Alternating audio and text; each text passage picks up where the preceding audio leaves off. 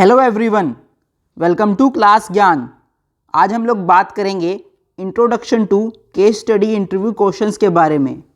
So let's get started. इस video से पहले मैंने करीब 4 वीडियोस में बिहेवियर और इसके साथ साथ ही situational interview question and answer के ऊपर वीडियो बनाई थी, जिसमें एक वीडियो में इंट्रोडक्शन था और अगली वीडियो में 5 इंपॉर्टेंट क्वेश्चंस और उनके सैम्पल आंसर्स मैंने बताए थे।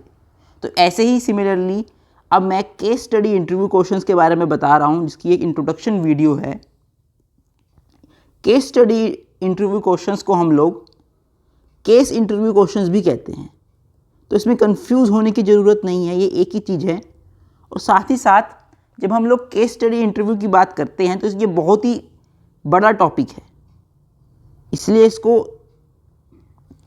एक बारी में समझना या एक वीडियो में पूरा कवर करना मोस्टली इम्पॉसिबल है, क्योंकि ये इतना बड़ा टॉपिक है जिसमें बहुत सारे फॉर्मेट्स हैं जो कि बताने पड़ते हैं कि आप आंसर कैसे दे सकते हैं।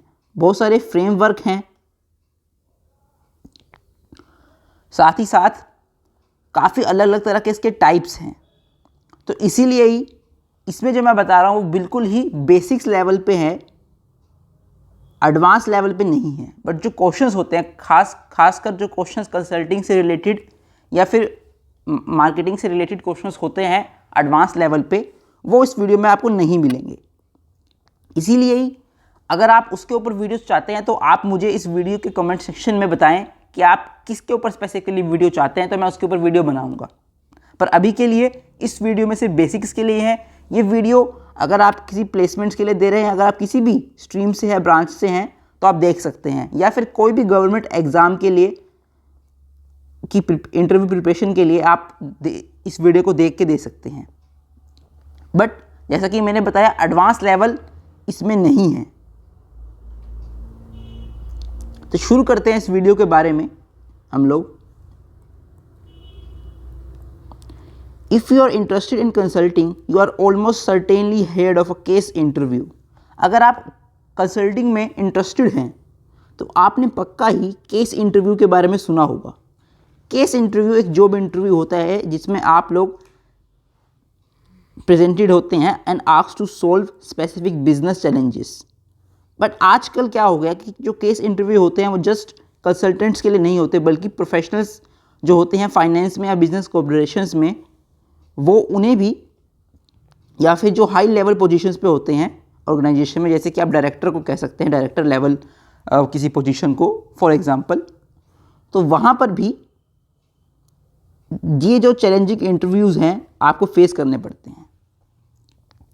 तो एक बात तो इसमें यह है कि जब आप काफ़ी एक्सपीरियंस्ड हो चुके हैं, तब जब आप एक बड़ी पोजीशन के लिए अप्लाई कर रहे हैं, तब आप इंटरव्यू में आपसे ऐसे क्वेश्चन पूछे जा सकते हैं। दूसरा ये भी है कि अगर आप कंसल्टेंट के लिए कर रहे हैं या फिर प्रोफेशनल्स हो फाइनेंस में या बिजनेस ऑपरेशंस में, तो वहाँ पर भी पूछा जा सकता है। तो आगे हम इसके बारे में और बात करते हैं। जो टफ पार्ट होता है केस इंटरव्यू के बारे में is that you have to be specific and demonstrate hard skills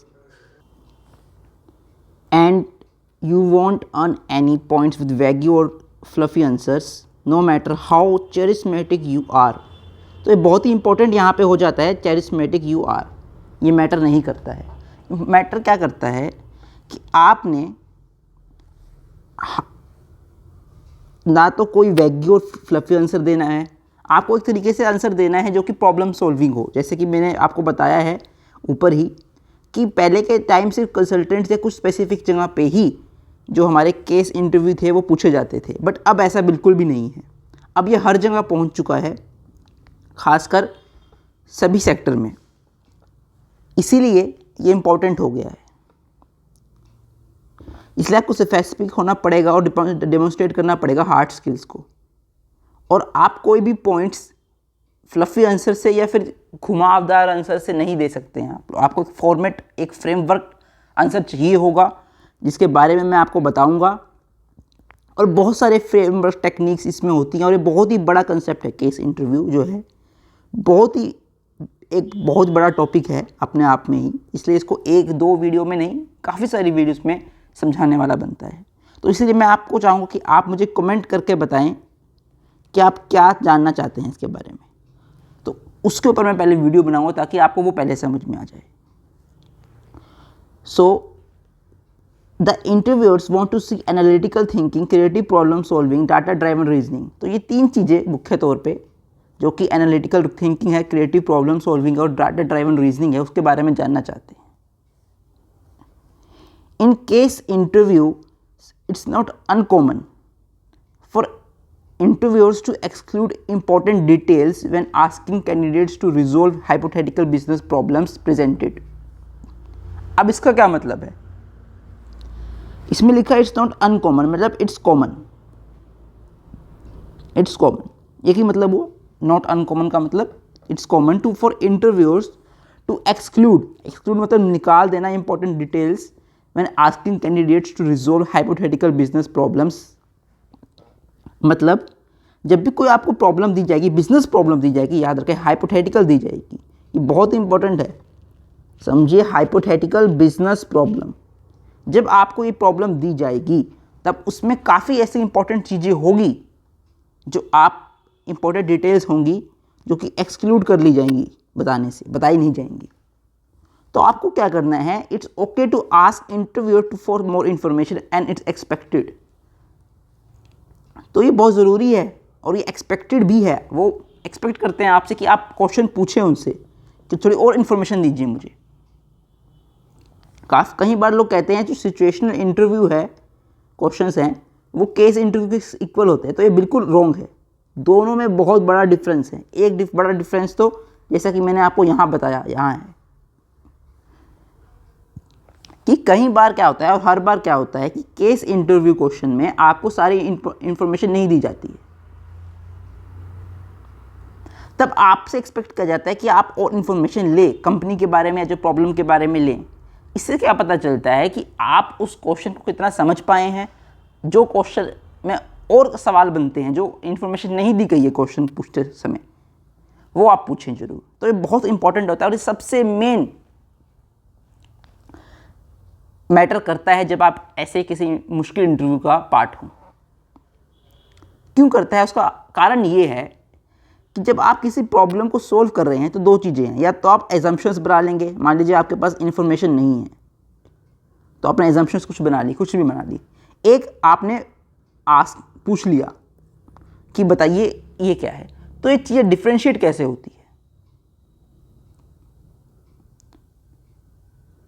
उसका कारण क्या है कि वो देखते हैं हमेशा, इंटरव्यूअर जो होता है, कि जब आप आंसर दे रहे हैं तब जो बहुत इंपॉर्टेंट है, जो एक ऐसी डिटेल थी उसको भी ना आप आंसर नहीं दे सकते हैं, आपने उसे आइडेंटिफाई करा और फिर आपने पूछ लिया कि भाई ये डिटेल मुझे बताओ। कुछ चीज़ें ऐसी होती हैं जो इतनी इंपॉर्टेंट नहीं होती हैं, नॉन इम्पॉर्टेंट। तो उसमें आपको क्या करना है, उसमें आपको ये कहना है, वहाँ पे आपको एजम्पशन लेनी है बेसिकली। तो जो नॉन इम्पॉर्टेंट है उसमें आपको एजम्पशन लेनी है। ये आप कैसे पता लगाएंगे क्या इंपॉर्टेंट है क्या नहीं इंपॉर्टेंट है? क्वेश्चन में आपको देख के पता लगाना पड़ेगा। तो इसीलिए ये 3 चीज़ें बहुत इंपॉर्टेंट है, analytical thinking, creative problem solving, data driven reasoning. इसलिए ये बहुत मुश्किल होता है, वन ऑफ द टफेस्ट होता है ये केस इंटरव्यू क्वेश्चन। ये इसलिए इसको इतना मुश्किल नहीं कहते हैं। उसके बाद क्या है, they want to see if you can identify what information is important और वट इज नॉट। पहली बात तो ये है, जैसे मैंने आपको बताया, occasionally interviewers provide no detail at all to test your analytical skills when adequate resources are unavailable. In this situation it's okay to make assumptions but they must be based on some logic, on sound logic at least. कम से कम वो logically sound करने चाहिए। N analysis of information that is provided. तो जैसे कि मैंने आपको पहले ही बता दिया था, ये वही लिखा है कि आपको इतना पता चल सके कि आप क्या तो एजम्पशन लें और वो लॉजिकल होना चाहिए। मान लीजिए अगर वो फाइनेंस से बात कर रहे हैं, क्वेश्चन पूछा है उन्होंने, तो आप फाइनेंस की कोई कंपनी को एज्यूम देख के उसका एग्जांपल दे सकते हैं। ये नहीं कि आप उस समय कोई आईटी में कंपनी में चले गए या आप उस समय कोई इंफ्रास्ट्रक्चर इंडस्ट्री में चले गए या कुछ और इंडस्ट्री में चले गए, तो वो नहीं करना है। उससे रिलेटेड ही आप एग्जाम्पल दें जो कि उसमें सूटेबल रहता है। तो अब बात करते हैं what is case study interview, जो कि मेन हमारा टॉपिक है। अभी तक हम लोग इन जनरल बात कर रहे थे, तो डिटेल में बात करते हैं हमारे पास केस स्टडी इंटरव्यू क्या होता है। Professional services firms hire specialists in various industries to provide support in areas such as IT services and management. तो जो फर्म्स होती हैं वो कुछ स्पेशलिस्ट को हायर करते हैं इन इंडस्ट्रीज़ में जो कि सपोर्ट प्रोवाइड करते हैं, जैसे कि IT सर्विस में होगा या मैनेजमेंट में। And this position require specific skill set and experience that are often demonstrated with the help of something called case study interview. जैसे कि मैंने आपको वीडियो की स्टार्टिंग में बताया था कि एक्सपीरियंस, मोस्टली एक्सपीरियंस्ड के जब आप हो चुके होते हैं तब ये आता है आपके पास, बट कई बार आज कंसल्टिंग में हो गया या फिर मैनेजमेंट में हो गया या फिर इवन IT सर्विसेज में भी ये पूछा जाता है। वो इसलिए डिपेंड करता है कि आप कितनी बड़ी पोजीशन के लिए जा रहे हैं। मान लीजिए आप किसी प्लेसमेंट में हैं किसी कंपनी के लिए, तो आपकी पोजीशन में मैटर करता है कि आप किस पोजीशन के लिए अप्लाई कर रहे हैं। या फिर आप गवर्नमेंट एग्ज़ाम्स के बाद जो आपका इंटरव्यू होता है तो उसमें भी डिपेंड करता है कि किस पोजीशन पे आप हैं। तो ये जैसे मैंने आपको शुरू में कहा था कि डायरेक्टर की पोजीशन है या कोई और बड़ी पोजीशन है उस लेवल पे, तो वहाँ पे ये बहुत इम्पॉर्टेंट होता है। तो केस इंटरव्यू क्या होता है उसके बारे में बात करते हैं। Is a hypothetical business situation that is presented during an interview process to determine how a candidate thinks about a particular problem and how they would solve it. तो जैसे कि मैंने पहले बताया कि हाइपोथेटिकल बिजनेस सिचुएशन होती है जो आपके सामने प्रेजेंट की जाएगी इंटरव्यू के टाइम, और डिटरमाइन क्या होगा, how a candidate thinks about the particular problem. Thinks का मतलब यहाँ से ये है कि कौन से क्वेश्चन आपने आइडेंटिफाई करे जो पूछने हैं, कौन से आपने एज्यूम कर लिए एजम्पशन, और कौन से आपने पूछे। उसके बाद फॉर्मेट भी होता है, बहुत इंपॉर्टेंट है, फ्रेमवर्क होता है इसमें। तो वो काफ़ी इंपॉर्टेंट चीज़ें हैं, वो भी मैं बताऊंगा इस वीडियो में, वो नहीं कवर होने वाले हैं। और लास्ट में हाउ यू सॉल्व इट। तो जो केस स्टडी इंटरव्यू होता है एक बहुत ही क्रिटिकल पीस होता है एम्प्लॉय की सिलेक्शन प्रोसेस में फॉर प्रोफेशनल सर्विस फर्म्स। खासकर याद रखें प्रोफेशनल सर्विस फर्म्स, ये बहुत इंपॉर्टेंट लाइन है। For consultancies it's specific purpose is to assess aptitude for partner track roles. Historically पहले क्या हुआ करता था, जो केस स्टडी इंटरव्यू होते थे वो एसोसिएट लेवल एम्प्लॉयज़ को हायर करने के लिए यूज़ होते थे। एसोसिएट लेवल क्यों? क्योंकि those are who are expected to work directly with business clients. Association में आप समझ सकते हैं, क्योंकि जो मान लीजिए एक कंपनी है, एक कंपनी है, तो उसको हो सकता है कि और कंपनीज उसके साथ जुड़ी हों, उसके क्लाइंट्स हो, B कंपनी हो, C कंपनी हो। तो जो एसोसिएट होता है उससे एक्सपेक्ट किया जाता है कि वो डायरेक्टली लिंक होगा इन बिजनेस क्लाइंट्स के साथ A कंपनी में अगर वो जॉब कर रहा है, और B का कंपनी का जो होगा वो इसके साथ लिंक होगा A कंपनी एसोसिएट के साथ। तो ये ऐसे ही मैटर करता है। And produce a stream of billable services, मतलब मोस्टली फाइनेंस से रिलेटेड, जैसा कि मैंने आपको बताया था, या फिर कंसल्टिंग हो गया। तो इन सब चीज़ों से रिलेटेड पहले हुआ करता था, बट कुछ सालों से case study interviews have been expanded to analyst level employees. अब यहाँ पे ये बहुत इंपॉर्टेंट है, analyst level employees in organizations that are usually the target clients of consultancies, specially in tech, health care, e-commerce, even NGOs. Such analyst level employees provide internal support to senior management and researching and vetting strategic opportunities. तो आप जो time आ गया है वो analyst का time भी आ गया है, जो कि बहुत ही ज़्यादा हम लोग देख सकते हैं आज के टाइम में बहुत ही हाई लेवल पे है। तो वहाँ पर जो है केस स्टडी इंटरव्यू क्वेश्चंस जो हैं वो सबसे बड़ी भूमिका में है, उनको बहुत ज़्यादा इंपॉर्टेंस है। उसका कारण क्या है, टारगेट क्लाइंट्स ऑफ कंसल्टेंसीज। तो जो सीनियर मैनेजमेंट है उसके साथ जो ये एनालिस्ट लेवल एम्प्लॉयज़ होते हैं, मतलब एनालिस्ट होते हैं या फिर अलग अलग तरह के जो भी काम है, जैसे कि मैंने बताया कि टेक से रिलेटेड हो सकता है, हेल्थ केयर से रिलेटेड हो सकता है, ई-कॉमर्स से रिलेटेड हो सकता है, या फिर कोई NGO है उससे रिलेटेड हो सकता है। तो वहाँ पे सीनियर मैनेजमेंट से उनको डायरेक्ट इंटरनल सपोर्ट प्रोवाइड करने में भी आपको केस स्टडी इंटरव्यू प्रोसेस से सिलेक्शन से निकलना पड़ता है। तो ये वहाँ पे भी काफ़ी आजकल इसकी इंपॉर्टेंस बन गई है। तो अब बात करते हैं केस स्टडी इंटरव्यू क्वेश्चंस की। तो यहाँ पे मैंने कुछ बहुत ज़्यादा एग्जांपल्स नहीं लिए हैं, मैं सिर्फ इन ब्रीफ ही बात कर रहा हूँ इस वीडियो में, जो कि मेन बेसिकली बेसिक्स में है। ब्रीफ ना कह के मैं इसको बेसिक्स में ही कहूँगा, क्योंकि मैं चाहता हूँ कि आप लोग मुझे बताएं कि मैं किसके ऊपर पहले वीडियो बनाऊँ। इसमें टाइप्स होते हैं, फ्रेम्स होते हैं, फॉर्मेट होते हैं, फ्रेमवर्क होता है, बहुत कुछ होता है इसमें। आंसर देने के भी बहुत सारे तरीके होते हैं, तो सब आप अलग अलग तरीके से होते हैं। अगर आप मैनेजमेंट पे हैं या आप गवर्नमेंट एग्ज़ाम पे हैं या फिर आप सिंपल बेसिक्स देखना चाहते हैं तो वो भी है। तो सारी चीज़ें इसमें काफ़ी इंपॉर्टेंट हो जाती है। खैर, इस वीडियो में जो मैंने आपको बताया, जैसे इन बेसिक्स इन डिटेल में बात की जा रही है। At the heart of case interview are case interview questions. These are not your typical questions through like tell me about yourself, what are your strengths and weakness, etc etc. Instead, you will be typically hear a description of business challenge and then asked to come up with a solution. तो बहुत ही straight forward, जैसे कि मैंने बताया आप लोगों को यहाँ पे होता है। आपको यहाँ पे you will be having a typical description of business challenge। तो पहली बात तो बिजनेस चैलेंज जो होता है उसको समझना है। अब उसके बाद आपको, जैसे मैंने बताया, आस्क और एजम्पशन को देखना है कि क्या मैं एजम्पशन लूँगा और क्या मुझे उनसे पूछना है, ये है। फिर आंसर देना है, सारी चीज़ें यहाँ पे देखी जाएगी। और जैसे मैंने आपको बताया, फ्लफी आंसर्स नहीं देने हैं कि ऐसा हो जाएगा, यूँ हो जाएगा। आपको पूरा सही ढंग से फॉर्मेट से आंसर देना है, तो वही सही आंसर होगा। The interviewers asking case study interviews are primarily concerned with how effectively you can analyze a problem। मैंने बताया था analyze a problem पहले तो analyze करें। Determine key factors, important key factors को देखें।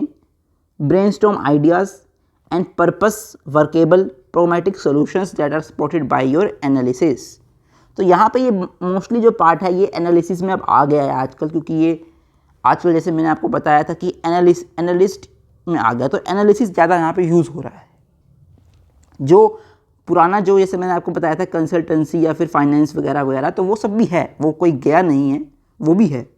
बट जो नया टॉपिक है एनालिसिस, उसका बहुत ज़्यादा यहाँ पे आजकल देखा जा रहा है और आने वाले काफ़ी टाइम तक रहेगा।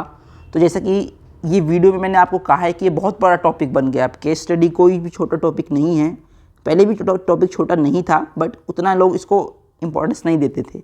बट आप इसको इम्पोर्टेंस देनी पड़ती है। किसी भी आप फील्ड से हो, ब्रांच से हो, टीम से हो, आपको ये करना ही पड़ता है। अब बात करते हैं answering case study interview questions. तो आप इनकी आंसरिंग कैसे करेंगे? तो देखिए, पहली बात तो ये कोई भी जो मैं इस वीडियो में बता रहा हूँ, ये कोई भी मतलब इसको आप कोई भी एक्सप्लेनेशन की तरफ ना लें कि ये बहुत मैंने कोई इंपॉर्टेंट चीज़ बता रहा हूँ इसमें। क्यों मैं ऐसा कह रहा हूँ? क्योंकि ये जो आंसरिंग है इसमें बहुत ही बड़ा मतलब ये एक टॉपिक है अपने आप में ही। इसमें बहुत सारे फ्रेमवर्क हैं, फॉर्मेट्स हैं, टाइप्स हैं, पहली बात तो क्वेश्चंस के, और क्यों पूछे जाते हैं, क्या क्रेडिबिलिटी है, क्या चेकिंग सिस्टम है, वेरिफिकेशन क्या है, सब कुछ इसमें है। तो मैंने यहाँ पे इस वीडियो में ऐसा कुछ नहीं बता रहा हूँ, मैं सिर्फ बेसिक आपको बता रहा हूँ कि आप एटलीस्ट इतना समझ लें जितना इसमें है। इसके बाद ऊपर जो है आप मुझे कमेंट सेक्शन में बताएं कि आप क्या समझना चाहते हैं, मैं उसी के ऊपर ही पहले वीडियो बनाऊंगा। तो अभी इसके बारे में पहले बात करते हैं, answering case interview questions. In the case interview, coming up with a correct answer is not necessarily as important as the process you use for getting there। बहुत इंपॉर्टेंट लाइन है। इसका मतलब क्या है कि करेक्ट आंसर होना जरूरी नहीं है, is not nearly as important as the process you use for getting there। When answering a case interview question, you want to showcase your ability to analyze a situation or a business dilemma, problem, identify the important issues, and develop sound conclusions that follow from your analysis। कारण क्या है? देखिए, ये बहुत ज़्यादा important होता जा रहा है आगे आगे, और बहुत ज़्यादा कॉम्प्लेक्स भी होगा। एनालिसिस ये बहुत ज़्यादा इंपॉर्टेंट टॉपिक मैं बार बार बता रहा हूँ। एनालिसिस की यहाँ पे बात आ रही है। जब प्रॉब्लम दी जाती है, तो जैसे कि मैंने बताया था कि प्रॉब्लम को एनालाइज करो, तो आपने उसमें क्या प्रॉब्लम एनालाइज करी, पहली बात। इंपॉर्टेंट इश्यूज क्या हैं, फिर इश्यूज आ गए, उसके बाद क्या है, डेवलप साउंड कंक्लूजन्स। तो आपने बस साउंड कंक्लूजन बता दिए या फिर कंक्लूड कर दिया।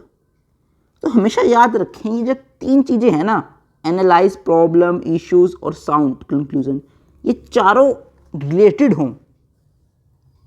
अगर आप कुछ भी ऊपर नीचे इनको कर रहे हैं तो वो गलत हो जाता है।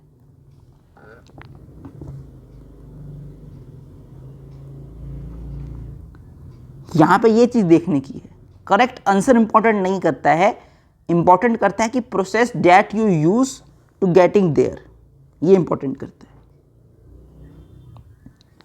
सो फॉर दिस रीजन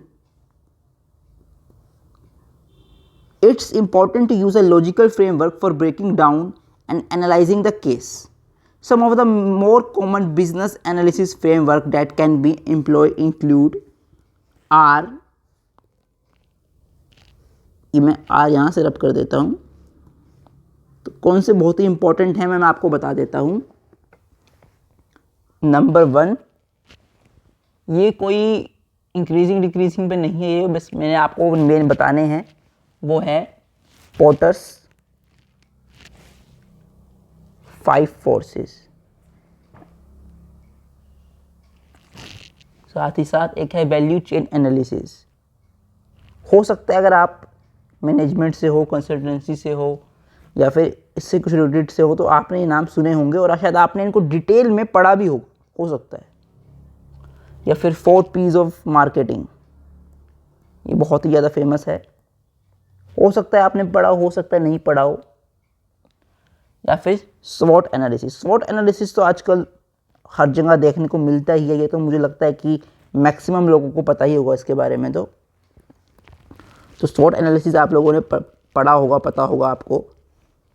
साथ ही साथ 4 P's ऑफ मार्केटिंग हो गए हमारे पास यहाँ पे। फिर ये हैं वैल्यू चेन एनालिसिस और पोटर्स 5 फोर्सेस। तो ये बेसिकली जैसे मैंने आपको बताया 4 बिजनेस एनालिसिस फ्रेमवर्क्स हैं। याद रखें 4 बिजनेस मोर कॉमन, समझो मोर कॉमन बिजनेस एनालिसिस हैं, ये कॉमन बिजनेस एनालिसिस फ्रेमवर्क हैं। तो ये बहुत ही इंपॉर्टेंट आपके लिए है। जब आप ये जानने लग जाते हैं तो बेसिकली जो स्पेसिफिकली जिनसे ये क्वेश्चन पूछे जाते हैं, पहले यही लोग इसको करते थे जैसे कि मैंने आपको स्टार्टिंग में वीडियो में बताया था, बट अब एनालिसिस पार्ट जब इसमें जुड़ा है तो सब लोग ही करने लगते हैं। और अगर आप चाहें तो मैं इसके ऊपर वीडियोस बना सकता हूं, आप मुझे कमेंट सेक्शन में बताना। इसलिए अभी से मैं इस वीडियो में इनके बारे में नहीं बताने वाला हूं। अगर आप मुझे कहेंगे तो मैं इनके ऊपर वीडियो जरूर बनाऊंगा। स्वॉट एनालिसिस पे जरूर शायद वीडियो आएगी मेरी, क्योंकि ये काफ़ी इंपॉर्टेंट है और काफ़ी लोग उसको समझते भी हैं। 4 P's के ऊपर भी, और या फिर वैल्यू चेन या फिर पोटर 5 फोर्सेस पे आपको चाहिए हो इन 3 पे, तो आप मुझे कमेंट सेक्शन में बताएं, मैं इनके ऊपर भी वीडियो बनाने की कोशिश करूंगा। तो अब हम लोग आगे चलते हैं, जो कि हमारे पास है how to prepare a case study interview. Case study interview prepare कैसे करें।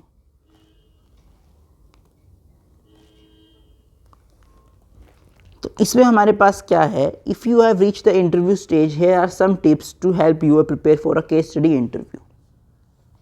Research the framework of case study interview. सबसे पहले जैसे कि मैंने आपको बताया, a case study interview also known as fit interview is laid out like a brief. You will be informed about a business scenario.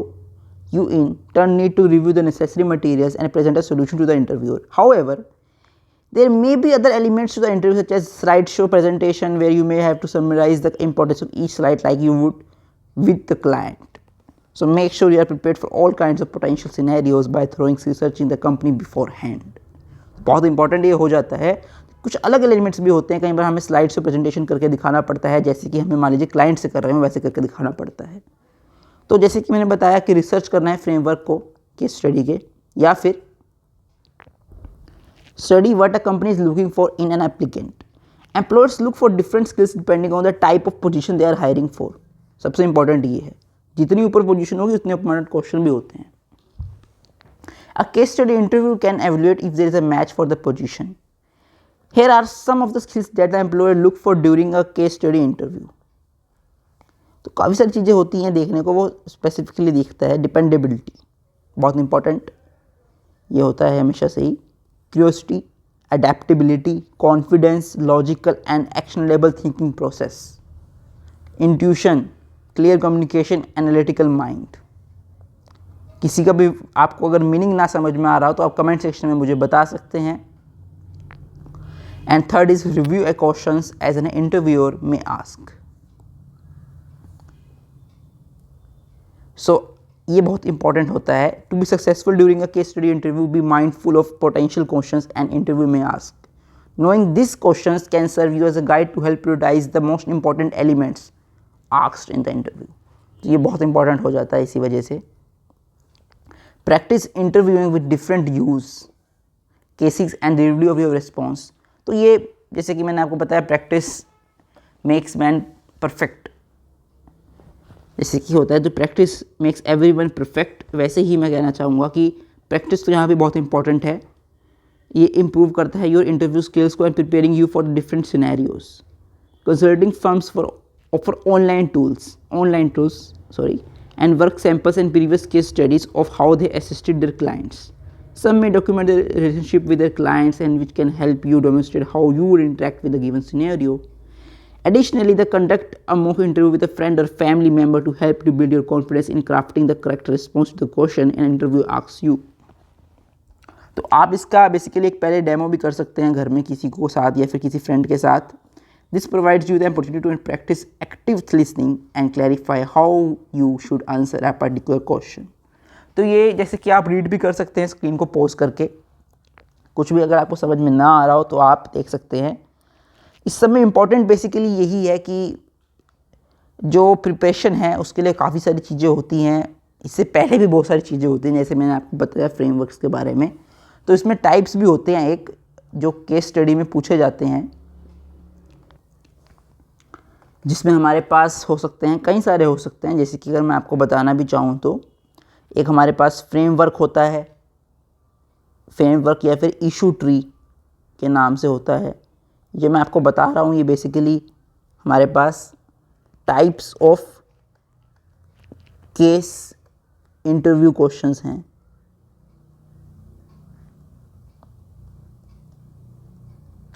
और भी हमारे पास होते हैं इसमें, जैसे कि valuation questions, brain teaser, chart insight.